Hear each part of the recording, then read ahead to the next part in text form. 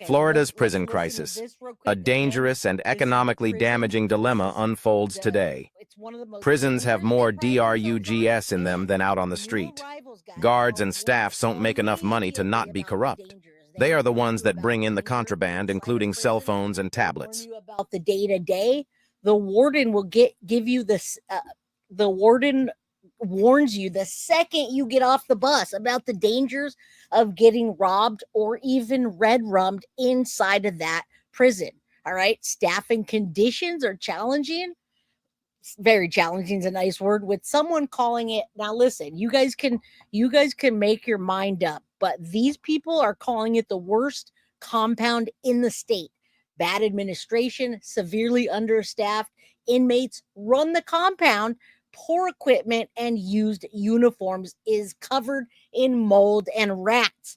Right? If you guys want to hear that again, just read this down there.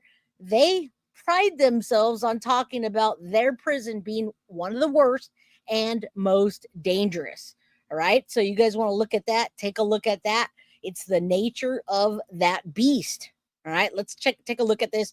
It's called Crisis in Corrections, and it's giving you a good idea of what the crises are and what Stephan Sterns is facing. And are home to most of Florida's prisons. And those prisons are often the top employer in those communities. Now, a labor crisis is threatening many of these facilities, causing them to shut down, and that could have a huge economic impact. Florida's crisis in corrections is leaving Cross City. And I think this is important so you guys can understand, even if Stephan gets transferred to another Florida prison system, it's not good, guys. I did some really deep research on this. I've been researching these prisons since Stephan was moved, and I didn't know where he was going to go. All right. So I did not know that. But that is the nature of being in prison and the crisis in the corrections of Florida. The largest town in Dixie County, at a crossroads. The water tower and prison lookout post are by far the tallest structures for miles around. In good economic times, inmates outnumber residents, but these are not good times, according to residents who are fretting about the future of their small town. There's a lot of talk going on right now. Yeah, but listen, guys, as we go through this episode, you guys, the employees are bringing in cell phones. Girls are wrapping the cell phones up in tape and sticking them up themselves. Again, trigger warning. These employees are getting paid crappy, but you know what they're doing? They're bringing in D-rugs. They're having hits taken out on people. They're working for the inmates. This particular prison is ran by the inmates, is what they claim. When you go to Mexico or some foreign country that doesn't have a good way of doing things, the guards and the employees literally work for the people that are running it. And the people that are running it are the inmates. They can't control that many inmates with only 50 people. So what they do is they look for the inmates to control the other people, and that's the top of the food chain. All right. Yes, every prison has corrupt officers. Exactly why you left. Bingo. And Florida claims to be one of the worst. And again, I am sorry, Deb, to report on this, but I want everybody to know where Stephan is now and what's happening.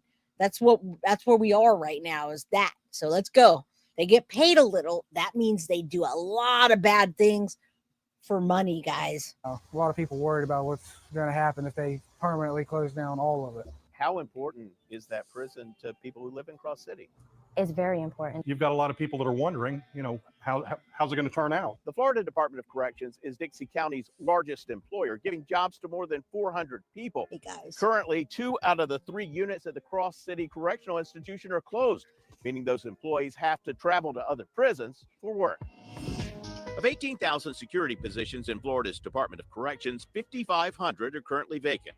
That's led the state to close prisons, work camps, and work release programs. And again, you see why we're doing this, because it makes you realize, and you know me, I'm big on statistics and stuff, right? You guys know I like statistics and numbers and things that are tangible that you can really grasp and understand. Now, listen, former inmates, and I just showed you a little video of a former inmate that got red rummed. Former inmates that made it out said the guards are just okay. They say there's only 3 guards that are aggressive and the rest aren't that bad. The food is horrible and it's raw. The potatoes they serve are raw and the food has no flavor at all. That's what these people are saying about this. They're also reporting on contraband. I mean, obviously contraband and illegal activities, right? They're reporting that the widespread availability of contraband in that particular unit and in Florida, there's plenty of D rugs. You can find marijuana, you guys know, METH, COKE, fent, heroin, spice, all of that is more dominant in this prison system than out on the streets. All right. You can even buy liquor if you have the money. Cell phones are easy to buy. They cost anywhere from $300 to $500, and the guards are bringing all of that stuff in. All right. So let's keep going. And consolidate inmates and staff at other facilities. If you close down the prison system in some of these rural communities, you're going to find it's going to reshape those communities. All of those rural areas, some of them, that's their only economy. So as you begin to close them, you're hurting them. Chris Doolin of the Florida Small Counties Coalition recently expressed that concern to lawmakers. The Department of Corrections has a very close relationship and importance to the communities that they exist in. Most of them are fiscally constrained. The institutions are economic drivers. The majority of Florida prisons are in rural communities, which have fewer than 150,000 residents. 39 of Florida's 67 counties are considered rural. This scares our small counties when one goes down like this. Dixie County has 17,000 people, 1% of Hillsborough County's population. They ain't known for being the richest town in Florida. Even with full prison employment, Dixie County's poverty rate is 22%, almost double the state. Am I being trolled here, Karen? Karen says, I find it hard to believe that Stephan Sterns' parents are literally in these chats participating, spying. Yes. That's funny, but good looking out, Karen. They definitely are here, and I'm interacting with them right now. It doesn't matter what we cover. Deb likes true crime. She watches the true crime stuff, and that's it. Yeah, she says, boo, I'm here. All right, yeah, you might as well learn about it now. I know Chris looked up some things, and Chris sent me statistics also on the prison that Stephan's in because they want to know where he's going to be. All right. I have no idea, Martha. You guys, mods, please just, if there's somebody's being nasty, just block them out. I don't know why people would come on here and say mean things. I don't even see that. So let the trolls be gone. Look at this. I just got this. Thank you, Tiff. I got this guilty of crime mug, and it has a Bluetooth on it. So you hook your phone up, you can drink your drink and play music. And I got a bunch of other stuff thanks to Tiff. But look, arrest Jen Soto. It's a pin. All right, let's keep going. Let's keep going. Scottish unicorn. I found you all again. Woo! All right, let's keep going. And national averages.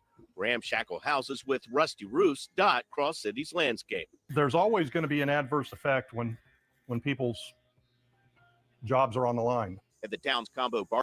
And guys, trigger warning, because in the next it's going to get progressively worse as this goes. You're going to see them actually smuggling stuff in, fights, shivs, all that.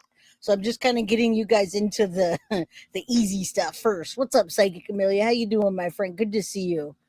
All right.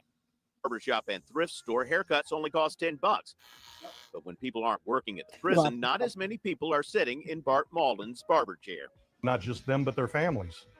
Then you've got the other businesses that rely on them to do business with them. Customer Tristan Weaver says his mom and several friends work at the prison. Some are now having to drive an hour each way to another facility. Yeah, it's a small town. Who cares if they lose a prisoner? Who cares this? Who cares that? But people that's living here, it's eventually going to hurt all of them because there's nowhere for to work. So eventually everybody's going to leave. Most of Cross City's economy depends on spending from not only prison workers, but also prison visitors. Diners to gas stations to hotels. Are you the only hotel around here? We have one down the road, but I wouldn't recommend it. Brittany Huffman manages the Carriage Inn Motel. $71.50 a night, Friday and Saturday. You could get it by the night or by the hour. Let's go. Just kidding. You can see that what the public and the people look like, what they do, how they depend on that income. Clark, big hug, my girl. Good to see you. Thank you so much for the $1.99 super chat. I appreciate you. At the end of the day, you can't blame the convicts. Prison politics is something should happen. I agree. I do agree. And I when I hear inmates complaining, I hear blah, blah, blah. But for the sake of this episode, I'm giving you guys feedback on what, why, when, how. What's up under the mystic moon? You do. Oh my God. I just hooked it up. Sorry, guys. I just hooked up this guilty of crime Bluetooth, and it's awesome. I'm ecstatic by it. All right. Would you have been respectful? Absolutely. I would have talked to Lyle Dahmer in a hot second. I would have interviewed him in a second. You didn't believe prisons were big, but business? Yeah, they definitely are. Saturday, 8250. It's not exactly the Ritz, but it's the closest hotel to the prison.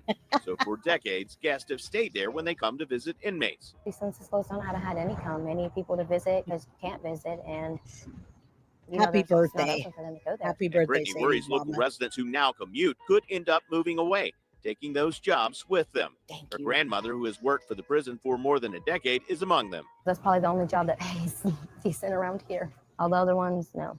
She knows that firsthand. I work 7 days a week, no days off.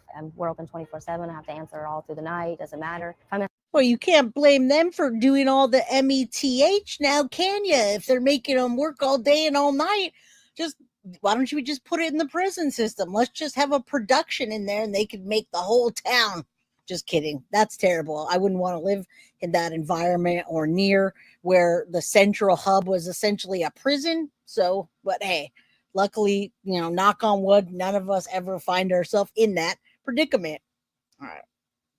as a customer, I lose business. I make exactly $500 every 2 weeks. Tumblers. With taxes being took out, it leaves me $426. The Department of Corrections says even with starting pay for corrections officers going up to more than $36,000 next year, workers. So listen, guys, we're talking about where Stephan Sterns now, Florida's worst prison. Welcome home, Stephan Sterns.